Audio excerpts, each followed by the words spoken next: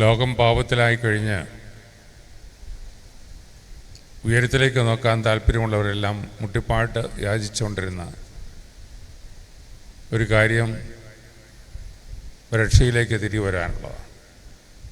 രക്ഷകനെ കണ്ടെത്താൻ, മശിഹായിൽ ശരണപ്പെടാനാണ്. ഒരു ദിവസം ഒരു കൊച്ചു പെൺകുട്ടിയുടെ അടുത്ത് സാധാരണ കാണാത്തൊരു രൂപം കണ്ടു. ചിറകടിച്ച് കടന്നു വന്നവൻ കൃപ ലഭിച്ചവളെ എന്ന അഭിസംബോധന ഇത് സംസാരിക്കാൻ തുടങ്ങി.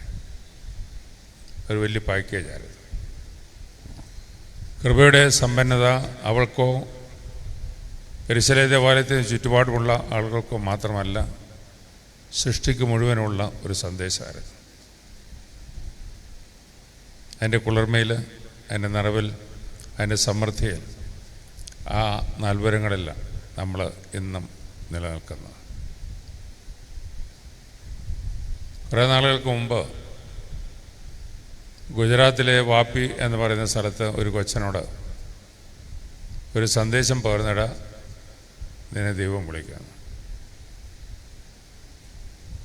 അവിടുത്തെ സ്കൂളിലൊക്കെ പഠിച്ചു കഴിഞ്ഞ് പാമ്പാടി കോളേജിൽ പഠിക്കാനായിട്ട് വന്നപ്പോൾ പാമ്പാടി ദേറായിൽ കഴിയാൻ അവസരം കിട്ടി. അവനൊരു ലെഗസിയായിരുന്നു. അവിടുത്തെ യാമപ്രാർത്ഥനകളിൽ വളരെ സജീവമായിട്ട് ബന്ധപ്പെട്ടു.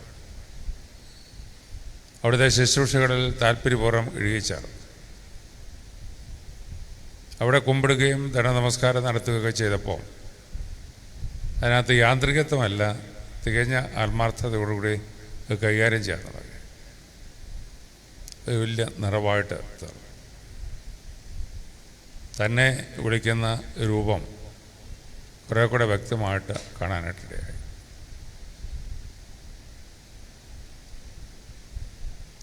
ഇപ്പം മുട്ട നിൽക്കുന്ന ഈ ശമാശൻ 24 മണിക്കൂറാകുന്നേ ഉള്ളൂ പൂർണ്ണ ശമാശനാകും. ഒരു ആത്മായക്കാരനായിട്ടൊരു കൊച്ചു പയ്യനായിരുന്നപ്പോൾ, ഈ പമ്പാട്ടിലുണ്ടായിരുന്നപ്പോൾ പല ശുശ്രൂഷകളിൽ ബന്ധപ്പെട്ടു. പ്രത്യേകിച്ചും താൻ കണ്ടുമുട്ടിയ ഉറമ്പാച്ചൻ വാർദ്ധക്യത്തിൽ ആരും നോക്കാനില്ലാത്ത ഒരു സാഹചര്യത്തിൽ വളരെ അടിസ്ഥാനപരമായ ആവശ്യങ്ങൾ പോലും നിറവേറ്റുവാൻ ഈ ചെറുപ്പക്കാരൻ തികഞ്ഞ ആത്മാർത്ഥതയോടുകൂടി പ്രവർത്തിച്ചത് കഴിഞ്ഞ ദിവസവും ഒരാൾ എന്നോട് സംസാരിച്ചു.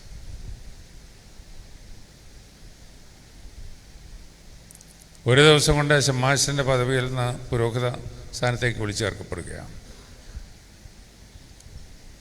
ഞങ്ങൾക്കും നിങ്ങൾക്കുമുള്ള ഒരു ചിന്ത, പുരോഹിതനൊക്കെ ആയിക്കഴിഞ്ഞാൽ ഈ ശമാശൻ്റെ പണി ഇനി പിന്നെ ആവശ്യമില്ലെന്ന്.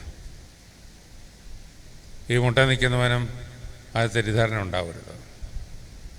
നേരെ മറിച്ച് ഇത് അടിസ്ഥാനപരമായ ഒരു അംശമാണ് പൗരോഹിത്യത്തിൻ്റെ. അതിൻ്റെ തീക്ഷ്ണത, അതിൻ്റെ സമർപ്പണം, അതിനെക്കുറിച്ചുള്ള ദർശനം, അതിനുവേണ്ടി നമ്മെ തന്നെ സമർപ്പിക്കുന്ന ആ സംസ്കാരം അന്ത്യശ്വാസം വലിക്കുന്നവരുള്ളതാണ്. അതിനെക്കുറിച്ച് ബോധ്യമുള്ള ഒരുവരും മാത്രമേ നന്നായിട്ട് പുരോഹിതനായിട്ട് വർക്ക് ചെയ്യാനുള്ളൂ.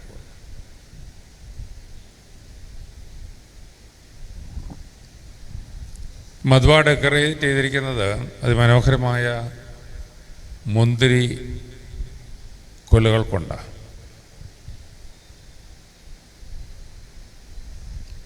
അഭിനയ തിരുമേനി ഇന്ന് വായിച്ച വേദഭാഗം തമ്പുരാൻ ഹൃദയസ്പർശിയായിട്ട് ഒരു കാര്യം പറയുക, ഞാൻ മുന്തിരി കൊലയാണ്, നിങ്ങൾ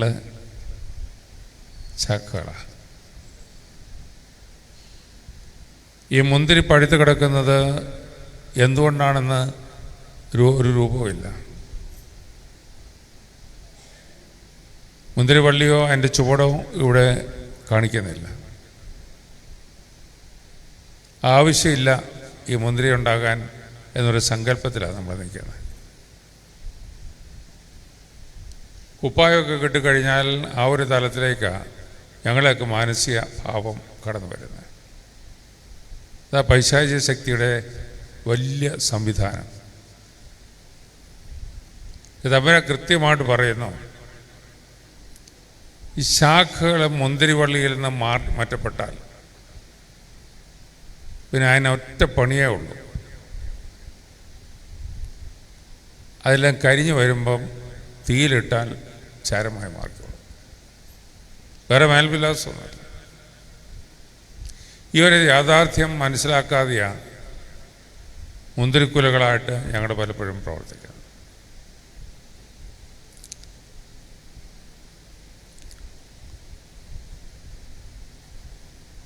ഭാരതത്തിൽ രാഷ്ട്രീയ മാറ്റങ്ങൾ ഉണ്ടായിക്കൊണ്ടിരിക്കുകയാണല്ലോ. ചീഫ് മിനിസ്റ്റർ സ്ഥാനത്തേക്ക് കേരളം മാത്രമല്ല മറ്റു പല സ്ഥലങ്ങളിലും വലിയ വാശിയോടെ ചലനങ്ങൾ നടക്കുകയാണ്. കൊച്ചുകുട്ടികളായിരിക്കുമ്പോൾ മുതൽ രാഷ്ട്രീയത്തിൽ വളരെ സജീവമായിട്ട് നിന്നവർ രാവുമ്പോൾ ഒരു അധ്വാനിച്ചായിരിക്കും പടിപടിയായിട്ട് കയറി വരുന്നത്. ഒരുപക്ഷെ ചില സംസ്ഥാനങ്ങളിലൊക്കെ ഒരു ദിവസം പോലും മന്ത്രിയാകാത്ത ആൾ നാളെ ചീഫ് മിനിസ്റ്ററായെന്ന് വരും. കേരളത്തിലായിരിക്കണമെന്നില്ല, മറ്റുള്ളിടത്തും സംഭവിക്കണം. പൗരോഹിത്യത്തിന് അതിൻ്റേതായിട്ടുള്ള വിലയുള്ള പശ്ചാത്തലമുണ്ട്, നിറവുള്ള അനുഭവങ്ങളുണ്ട്. 24 മണിക്കൂറിനുള്ളിൽ ദൈവം കരുണ ചെയ്താൽ ഈ സ്ഥാനാർത്ഥി കാസാപിലാസ ഉയർത്തിക്കൊണ്ട് തമ്പുരാൻ്റെ അടുത്ത് നിൽക്കും. അത് കഴിഞ്ഞിട്ട് മസിൽ പിടിച്ച് എൻ്റെ മസിൽ പവർ കൊണ്ടാണ് ഇത് നിങ്ങൾക്ക് വിളമ്പുന്നതെന്ന് സ്വയം തോന്നുകയോ മറ്റുള്ളവർക്ക് ആ ഒരു സന്ദേശം കൈമാറുകയോ ചെയ്താൽ ഇന്ന് ലഭിക്കുന്ന നൽവരങ്ങളിൽ നിന്ന് വളരെ വ്യത്യസ്തനായിത്തീരും. പൗരോഹിത്യത്തിൽ യാന്ത്രികത്വത്തിന് ഒരു പ്രസക്തിയില്ല. തികഞ്ഞ ആത്മാർത്ഥതയോടുകൂടി കൊച്ചു കുട്ടികളെപ്പോലെ ദൈവസന്നിധിയിലും ദൈവജനത്തിൻ്റെ മധ്യത്തിലും വർദ്ധിക്കാൻ ആഗ്രഹിക്കുന്നവർ മാത്രമേ ജീവൻ്റെ തുടിപ്പ് ഏറ്റെടുക്കാനൊക്കെയുള്ളൂ, ദൈവകൃപയിൽ ആനന്ദിക്കാനൊക്കെയുള്ളൂ, ക്രിസ്തീയ സന്ദേശങ്ങൾ താല്പര്യപൂർവ്വം കൈമാറാനൊക്കെയുള്ളൂ, ജീവനുള്ള ദൈവത്തെ വഹിക്കാനൊക്കെയുള്ളൂ, അവനെ വിളമ്പാൻ ഒക്കെയുള്ളൂ. അതിന് അല്പം താല്പര്യമുണ്ടെങ്കിൽ അവൻ്റെ പ്രവൃത്തി അത്ഭുതകരമായി. നമ്മൾ ഈ ദേവാലയത്തിൽ ഇരിക്കുമ്പോൾ ഈ നാട്ടിൽ വളർന്നു വന്ന 2 പേരുടെ ചിത്രങ്ങൾ ഇവിടെ ആലേഖനം ചെയ്തിട്ടുണ്ട്. അല്പം ദൂരെ ഇവിടെ കഴിഞ്ഞ ആളുകളാണ്. ദേവാലയത്തിൽ അവരുടെ ചിത്രം വയ്ക്കാൻ കാരണം തന്നെ ഞാനീ പറഞ്ഞ കാര്യങ്ങളൊക്കെ അല്പം താല്പര്യപൂർവ്വം ശ്രദ്ധിച്ചു, അനുഗ്രഹമായി കാത്തു സൂക്ഷിച്ചു. ഇതെവിടെ നിന്നാണ് വരുന്നത് ഈ കൃപകളും നൽവരങ്ങളും എന്നുള്ളതിനെക്കുറിച്ച് അവബോധം ഉണ്ടായിരുന്നു രാവും പകലും. അതിൻ്റെ ഫലമായിട്ടാണ് നിങ്ങൾക്കും എനിക്കും ആദരിക്കാൻ, മാതൃക കണ്ടെത്തുവാൻ വിലപ്പെട്ടവരായി നമ്മുടെ ഇടയിലും ഓർത്തഡോക്സാരോ ക്രിസ്ത്യാനികളുടെ ഇടയിൽ മാത്രമല്ല നാനാജാതികളുടെ മധ്യത്തിൽ ജീവിക്കുന്ന സാക്ഷ്യം കടന്നു കഴിഞ്ഞിട്ടും നിറവോടെ എന്നും നിലനിർത്താൻ സാധിക്കും. അതിനപ്പുറത്ത് ഒരാളുടെ ചിത്രമുണ്ട്, ഒരു സ്ത്രീയുടെ ചിത്രമാണ്. നമ്മുടെ എല്ലാ ദേവാലയങ്ങളും കാണും. 3 ത്രോണോസ് ഉണ്ടെങ്കിൽ തീർച്ചയായിട്ടും ഒരു ത്രോണോസ് ആ അമ്മയുടെ പേരിലായിരിക്കും, പരിശുദ്ധ കന്യമറിയാമിൻ്റെ നാമത്തിൽ.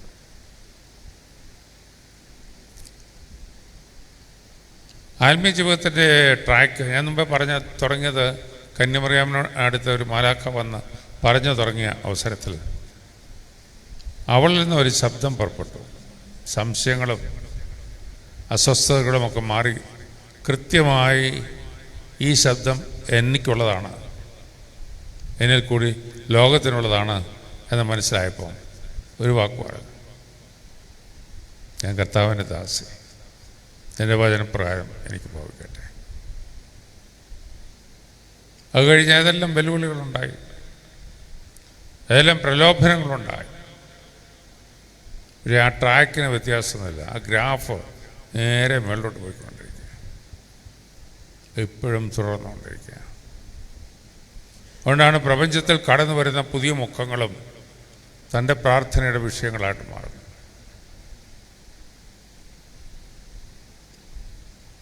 ദൈവസന്നിധിയിൽ മുട്ടുകുത്തുന്നവൻ താല്പര്യപൂർവ്വം കുരിശ് വരച്ചു തുടങ്ങിയാൽ കൃപകൾക്ക് അതിരൊന്നുമില്ല.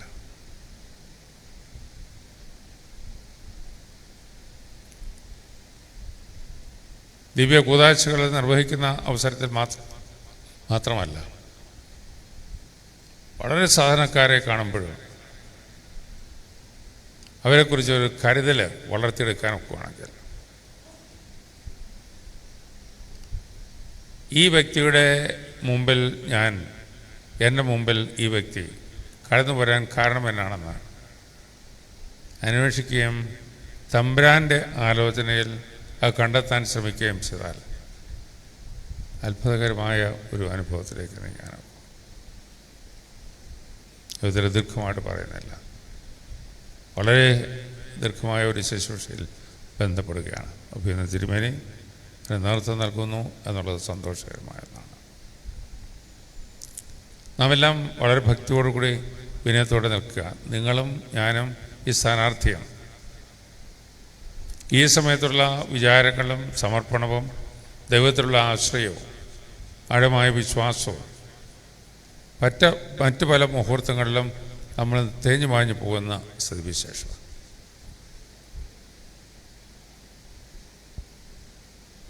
കർത്താവിൻ്റെ ശിഷ്യന്മാരുടെ കാര്യങ്ങൾ നമുക്കറിയാം. പത്രോസ് കർത്താവിനെ കുരിശിക്കാൻ കൊണ്ടുപോകുന്നതിൻ്റെ തൊട്ട് മുമ്പ് പോലും പടഞ്ഞ വീണ് തകർന്ന് നിൽക്കുന്ന ചിത്രം നമുക്ക് കാണാം. പക്ഷെ അതിൽ നിന്ന് ഉയർത്തെഴുന്നേൽക്കുക,